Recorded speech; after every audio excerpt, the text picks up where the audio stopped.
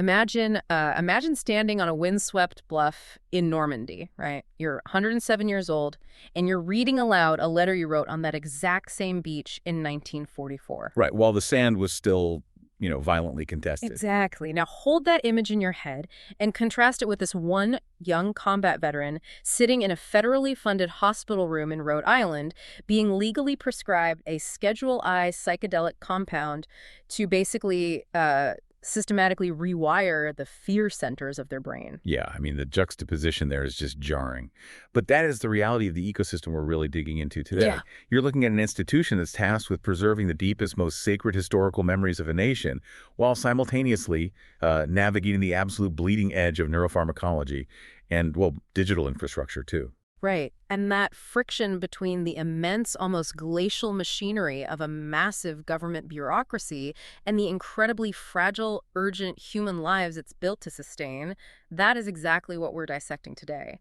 We've compiled a massive stack of sources mapping this pivotal window of updates for you from June 3rd to June 9th, 2026. Yeah, and the through line connecting all these developments, if you look closely, is adaptation. We're watching this monolithic system attempt to mutate, like in real time, to meet challenges that look entirely different than they did even just a decade ago. The tension is definitely palpable across every document we reviewed for this deep dive. I mean, you have boardroom-level policy adjustments dictating the physical mobility of thousands of individuals, experimental therapies challenging decades of psychiatric orthodoxy, and aggressive legal maneuvers, too. Right, legal maneuvers attempting to define who actually controls the narrative of military reality. Okay, let's unpack this, because if we really want to understand how this machinery is adapting to serve the individual, we have to start with the most fundamental element of human autonomy, right? Physical movement. Absolutely.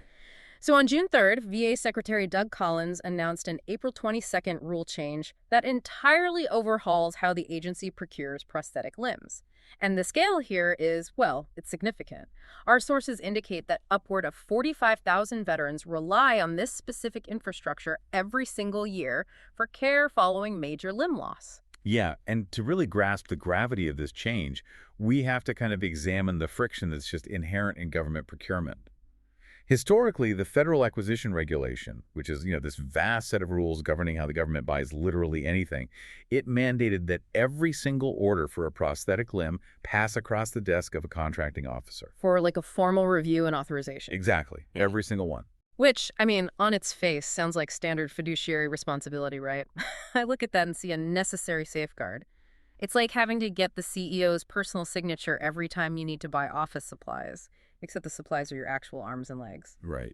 But wait, wasn't that review step there to stop government overspending? Are we just opening a blank checkbook here by getting rid of it? Well, what's fascinating here is the specific economic mechanics that actually rendered that review process totally obsolete. Secretary Collins basically exempted roughly 95% of prosthetic orders from that contracting officer review. 95%? That's huge. It is. But this exemption only applies when local purchasing agents acquire the hardware from suppliers where the pricing is already dictated by the Medicare fee schedule. Oh, I see. So the price ceiling is fundamentally hard-coded into the transaction before the paperwork even begins. Precisely. If the Centers for Medicare and Medicaid Services, CMS, have already established the non-negotiable reimbursement rate for, say, a specific microprocessor knee or a standard carbon fiber foot, the VA contracting officer has literally zero leverage to negotiate a lower price. Right, because the price is already the price. Exactly. So the review step was basically an administrative phantom. It was just a mandatory signature on a static number, which added weeks of delay, but provided absolutely zero financial mitigation. Wow, okay. That changes the context entirely. Having a contracting officer review a fixed Medicare price is like trying to haggle over the cost of a postage stamp at the post office. Yeah, the number is the number. Right. But those weeks of delay, that is where the bureaucratic friction inflicts actual human damage.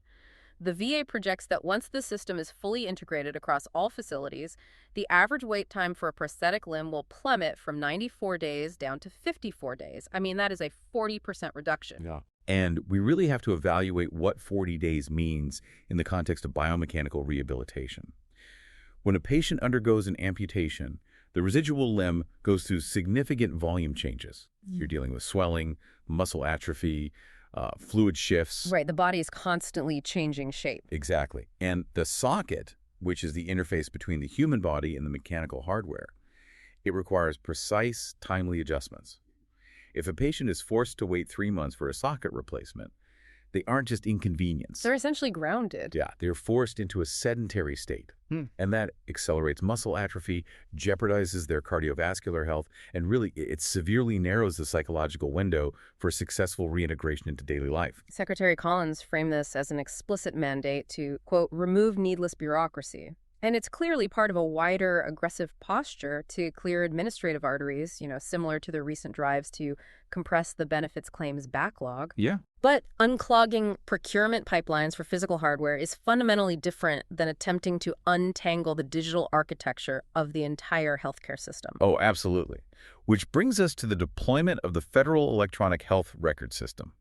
On June 6th, this infrastructure went live across a major regional block. We're talking about the Cincinnati, Chillicothe, and Dayton medical centers in Ohio, along with the Fort Thomas facility in Kentucky. Okay. And that deployment encapsulates roughly 107,000 veterans and 7,200 staff members. It also follows a previous wave in Michigan earlier this year that encompassed over 200,000 veterans. Future rollouts are already slated for Indiana, Alaska, and Cleveland. Okay, I have to interject here because anyone who's casually observed federal IT projects knows that the history of this specific electronic health record transition is basically a graveyard of crashed servers and blown budgets. Yeah, it's been rough. I feel like whenever we hear about massive government IT projects, especially the VA's electronic records, it's usually a story about a glitchy rollout. We've watched rollouts get completely halted because the software was actively endangering patient safety, dropping medication orders, or misrouting referrals. What makes this different? Why should anyone assume the underlying pathology of this tech project has actually been cured? I mean, the skepticism is completely historically warranted. The initial deployments were objectively disastrous, which is what prompted that total strategic pause a while back. However, the data surrounding these recent deployments suggests a fundamental pivot in the software architecture and the implementation strategy. Okay, so what changed?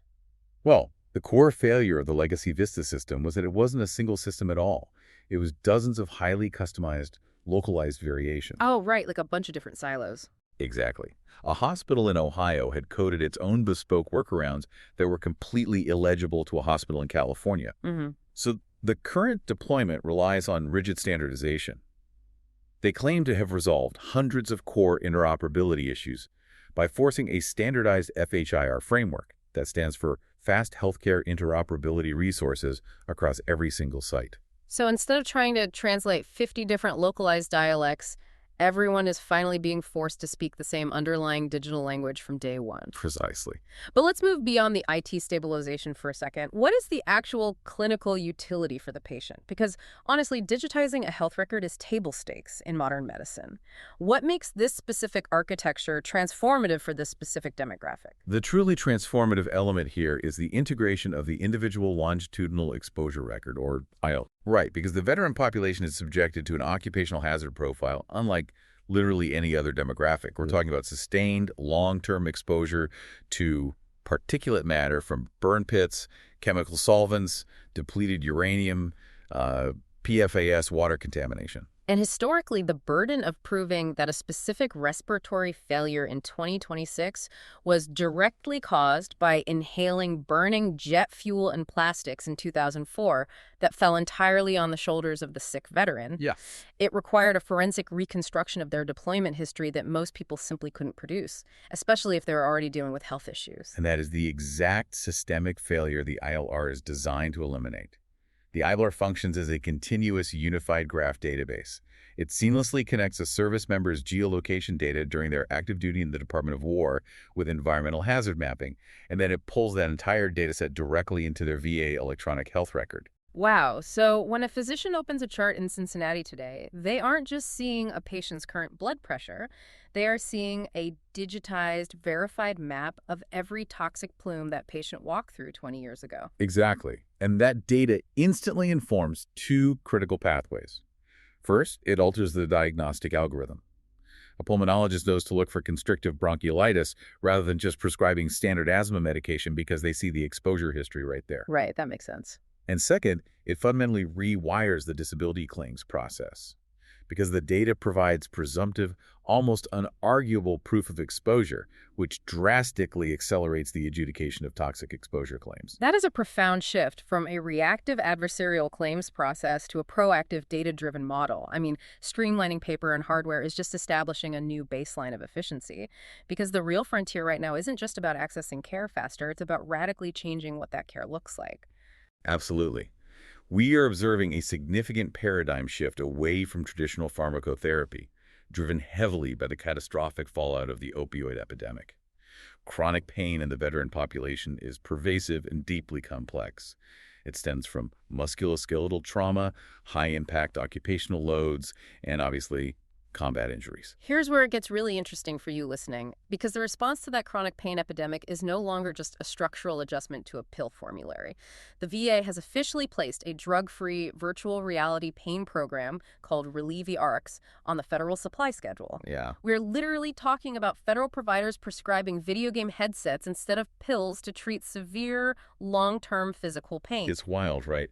And the authorization means any VA provider globally can prescribe this modality without having to navigate the labyrinth of local facility approval committees. The deployment is already vast. Over 4,700 headsets are active across more than 170 medical centers, spanning all 50 states and multiple territories. That's a massive rollout for a non-traditional therapy. It is.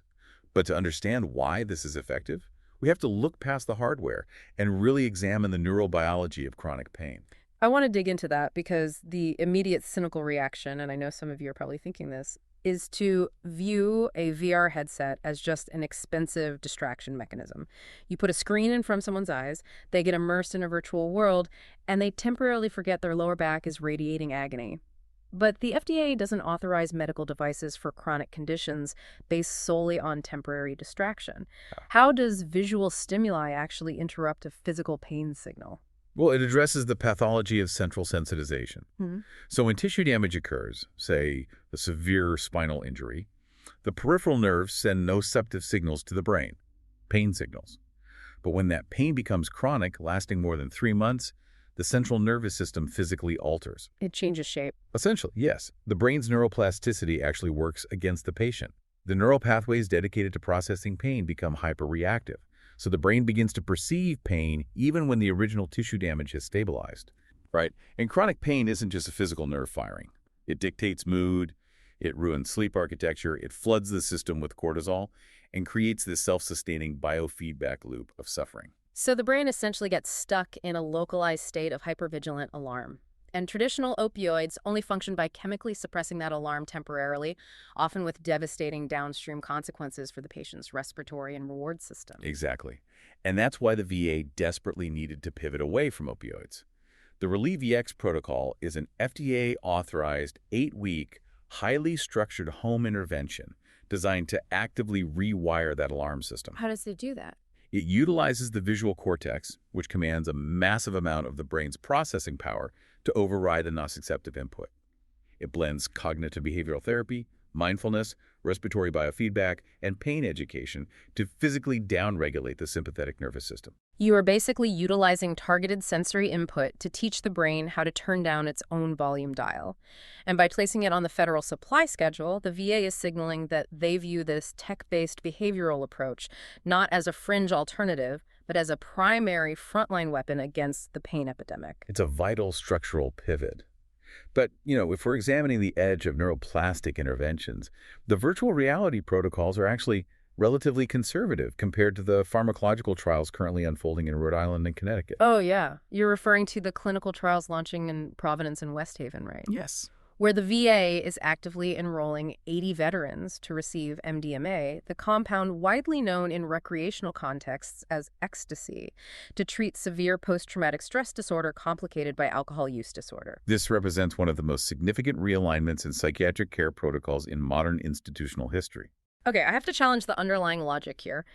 Using a Schedule I street drug for veterans who are already struggling with severe trauma and alcohol addiction sounds incredibly risky. I mean, introducing an amphetamine derivative into that neurochemical environment seems less like a therapeutic intervention and more like intentionally inducing a localized controlled burn to stop a massive forest fire. How on earth is the VA justifying this? Well, if we connect this to the bigger picture, We have to isolate the clinical pharmacology of MDMA from its illicit recreational context. Mhm.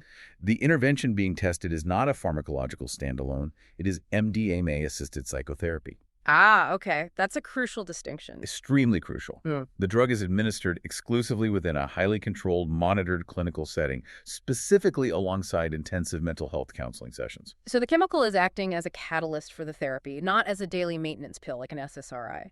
What is happening mechanically in the brain during that session that allows a patient to process trauma they couldn't process while sober? MDMA has a very unique pharmacological profile.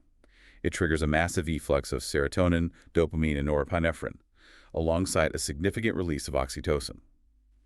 But functionally, fMRI scans show that MDMA profoundly dampens activity in the amygdala, which is the brain's primary fear processing center. The alarm bell of the brain is temporarily disconnected. Precisely.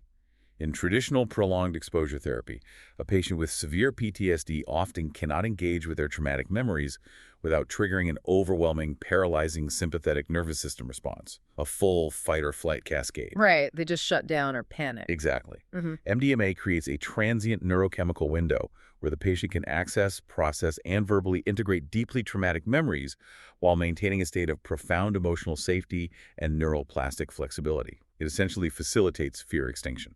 Which explains why the FDA actually designated it a breakthrough therapy, a regulatory fast track reserved exclusively for interventions that show preliminary clinical evidence of massive superiority over existing standards of care. And the urgency here is undeniable. The sources point out that this is spurred by a veteran suicide rate that is still 1.5 times higher than other adults. The traditional psychiatric toolkit is simply bouncing off the armor of treatment-resistant PTSD. That lethality is the real catalyst. The trial is a direct downstream result of the April executive order signed by President Trump, which directed federal agencies to aggressively study psychedelics. And the methodological rigor of this trial is vital to note. It's utilizing active placebos to ensure the data regarding the reduction of both PTSD severity and alcohol consumption is scientifically unassailable. VA Secretary Collins referred to this as an all-of-the-above strategy, right? Highlighting that this is just one of 19 active psychedelic trials within the VA network. But the agency is simultaneously issuing massive, flashing warning signs regarding self-medication. Yes, and that cannot be overstated. The clinical utility of MDMA is inextricably linked to the controlled purity of the pharmaceutical-grade compound and the psychological architecture of the guided therapy. The VA strictly reiterates the warning that sourcing illicit, unregulated street compounds, which are frequently adulterated with fentanyl or methamphetamines, and consuming them outside a clinical framework is exceptionally dangerous, especially for a central nervous system already destabilized by trauma. So on one front, the institution is fighting to protect veterans inside the clinic with these new complex therapies. But outside the clinic, a completely different, highly aggressive battle is unfolding to protect veterans from exploitation and misinformation. Let's pivot to the legal architecture surrounding the disability claims process. Right. We're looking at the introduction of the Safeguard Veterans Act on June 2nd, which is a bipartisan legislative strike aimed directly at unaccredited entities operating within the veteran claims space organizations commonly referred to as claim sharks. This legislation is being spearheaded by Representatives Janelle Bynum, Chris Pappas, Don Bacon, and Mike Lawler in the House, with Senator Richard Blumenthal driving the Senate version. But the fundamental premise here requires some structural clarification for our listeners. Go ahead. The VA, alongside heavily vetted organizations like the Disabled American Veterans, the VFW, the American Legion, they all already provide comprehensive assistance for filing disability claims completely free of charge. So how are these claim sharks managing to make millions of dollars off veterans for paperwork that is functionally free? It's an industry built on the weaponization of bureaucratic complexity. The VA claims process, despite the technological upgrades we just discussed, remains a really labyrinthine legal and medical undertaking. It's overwhelming. Very. And these unaccredited companies utilize aggressive marketing to locate veterans who are frustrated, in pain, or just overwhelmed by the evidentiary requirements of proving their service-connected disabilities. They charge incredibly high fees for what is basically a concierge service, taking massive cuts of the veteran's retroactive compensation. But wait, if federal law dictates that only accredited agents can charge fees for this representation, how are these entities operating in the open? Well, they exist within a regulatory void, basically a gray area created by a historical legislative oversight. Current federal statute does explicitly bar unaccredited individuals from charging fees for claims preparation. However, changes to the law a while back inadvertently stripped the enforcement mechanisms. There are currently no criminal penalties attached to the violation, so federal agencies lost the statutory teeth required to prosecute. So it's technically illegal, but practically decriminalized. Right. And the Safeguard Veterans Act is attempting to rebuild that legal enforcement architecture. It aims to restore criminal penalties, specifically bans the automated robocalls used to target veterans, and mandates tighter internal tracking. And crucially, it also attempts to override state laws, right? Because several states have enacted conflicting statutes that inadvertently provide legal cover for these unaccredited organizations to operate. This federal legislation would aggressively overwrite those local statutes. Yes. And this legislative push is being simultaneously reinforced by the judiciary. A recent federal court ruling in North Carolina legally classified these private consulting companies as agents, dragging them forcefully under the umbrella of federal bans. So you have a synchronized bipartisan effort to construct a legal fortress around the financial assets of the veteran population.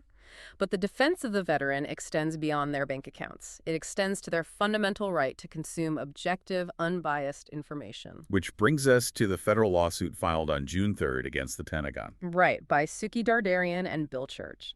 They are both Pulitzer-winning journalists representing the Publisher Advisory Board of Stars and Stripes, and they're backed by the legal advocacy group Democracy Forward. So what does this all mean? Stars and Stripes occupies this incredibly strange, almost paradoxical space. It really does. It's a newspaper funded by the Department of Defense, distributed to active-duty military personnel worldwide, yet explicitly mandated by Congress to maintain complete editorial independence from the military chain of command. It's essentially a taxpayer-funded watchdog operating inside the very institution it's tasked with reporting on. And the historical precedent for that independence is profound. It's been uninterrupted since World War II, heavily reliant on civilian reporters. The core philosophy is that a deployed service member, isolated in a combat zone, requires an unimpeded pipeline to objective truth, even when that truth involves critical reporting on military leadership. But the lawsuit alleges that the Pentagon is systematically dismantling that independence. The timeline here is pretty damning. In January, the Defense Department unilaterally erased the specific regulatory rules that formally codified the newspaper's editorial autonomy. Right. And Democracy Forward argues that by erasing that regulatory language without executing a mandatory public comment period, the Pentagon directly violated the Administrative Procedure Act of 1946. But the Pentagon didn't stop there. They followed it up with a tactical suppression memo in March. They restricted the paper's ability to utilize paid wire service content, and most alarmingly, dictated that all content must align with good order and discipline. Yes, good order and discipline. Within military justice, that's a highly subjective, deeply elastic phrase often utilized by command structures to suppress dissent.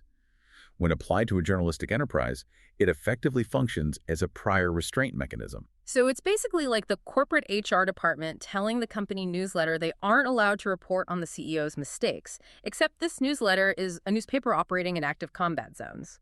And the final blow came in April with the firing of Jacqueline Smith, the paper's ombudsman. Firing the ombudsman removes the very mechanism designed to monitor the health of the paper's independence. Now we have to look at the Pentagon's stated position here. Their defense, articulated by Chief Spokesman John Parnell, dismisses the lawsuit as entirely without merit. The Department of Defense frames these actions not as censorship, but as necessary modernization. Yes. From the military hierarchy's perspective, they are simply trying to streamline an operational asset, refocusing the publication's resources tightly on the immediate practical needs of the troops rather than funding broad investigative journalism. It's a massive collision of values, and the stakes are high enough that lawmakers are attempting to bypass the Pentagon entirely. Senators Blumenthal and Shaheen have introduced a counter bill that would lock First Amendment protections into the paper's charter via federal law. Right, immunizing it from future command interference. And you know, when you reflect on this fight for First Amendment rights and protection from exploitation, this is exactly what generations of troops fought to secure, which leads us directly to reflecting on the fading living memory of those very sacrifices. We are transitioning to the events of June 6th at the Normandy American Cemetery in France, marking the 82nd anniversary of the D-Day landings. The cemetery is such an overwhelming physical space, but the statistic that truly anchors this event is not the number of graves, it's the number of survivors who were able to attend. Only 29 World War II veterans made the journey to Normandy this year. 29 individuals. To contextualize that fraction, we must look at the staggering scale from the sources. On June 6, 1944, roughly 160,000 Allied troops landed on those beaches. The kinetic reality of that single day resulted in an estimated 4,414 Allied fatalities. 2,501 of those were American forces. And to see only 29 of those men remaining to stand there, it's a stark visualization of time. We heard speeches from General Dan Kane and Defense Secretary Pete Hegseth. But the defining emotional anchor of the day was delivered by a 107-year-old Navy veteran named Art Rose. Art Rose served as an engineering officer during the Omaha Beach landing. At 107, he stood there and read a quote from a letter he had written to his parents in 1944. He wrote, "What a country we are. I will always be grateful. Don't worry about me. I am well, whole, and happy." I mean, the humility of that is just staggering. This raises an important question regarding how society preserves memory. We're standing precisely on the event horizon, where lived experience mutates into abstract history. Veterans like George Mullins of the 101st Airborne are now well into their late 90s. The living link to D-Day is almost gone. The era of being able to shake the hand of someone who physically felt the concussive force of the artillery at Normandy is closing. The responsibility of memory is shifting entirely from the generation that endured it to the generation memorializing it. And how we construct that memory, who we choose to properly recognize, directly impacts the care we provide today. This leads us to our final analysis: the June 12th observance of Women Veterans Day in Washington State. Right. Washington, which is home to more than 60,000 women veterans, is utilizing this date to formally highlight the fastest growing group in the veteran population. The date marks the 78th anniversary of the 1948 Women's Armed Services Integration Act, signed by President Truman. Now, I think a listener might ask, why do we need a specific Women Veterans Day in Washington? Doesn't the National Veterans Day in November cover everyone who served? Why segment it out? It's a valid question. Yeah. But we have to address the specific, practical barriers women veterans face that prompted this day. For decades, the VA was an institution structurally and culturally calibrated almost exclusively for men. Right. Today, women veterans often lack care that fits their needs. They face long drives for specialty appointments, creating healthcare deserts, and they report not being recognized as veterans when seeking help, often being asked if they are the spouse or caregiver of a veteran instead. That systemic erasure generates a massive psychological toll. So this day isn't just ceremonial, it's a strategic tool. The Washington State Department of Veterans Affairs is leveraging this observance to connect these women to specific WDVA health resources and close a historical gap in recognition. It's about ensuring the system actually sees the individual it is built to protect. It really is. And that concept brings us full circle on the massive amount of ground we've covered in this deep dive. We began by examining how the VA is cutting bureaucratic wait times to get prosthetic limbs attached to human bodies weeks faster. We looked at the stabilization of a massive digital health architecture with the IO layer. We analyzed the vanguard of neurobiological treatment, utilizing virtual reality to treat chronic pain, and navigating the complex pharmacology of MDMA for PTSD. We tracked the aggressive legal warfare against unaccredited claim sharks and the federal lawsuit fighting to preserve free speech for Stars and Stripes. And we anchored all of this in the human reality of time and memory, listening to the fading voices of D-Day and analyzing the systemic efforts to properly recognize women in uniform. It all distills down to that initial friction, the immense machinery of a government agency grinding against the fragile reality of human trauma and dignity. As we conclude today, I want to leave you with a final question to ponder on your own. We've mapped an incredible evolutionary leap today, from reading handwritten D-Day letters to treating trauma with VR headsets and psychedelics. Given how radically the nature of warfare and post-service care is evolving today, how will our society define and deliver veteran care 50 years from now, when the scars of service, both visible and invisible, might look completely different than they do today? Will this system be able to adapt? That is the ultimate stress test. Thank you for taking the time to get well informed with us today.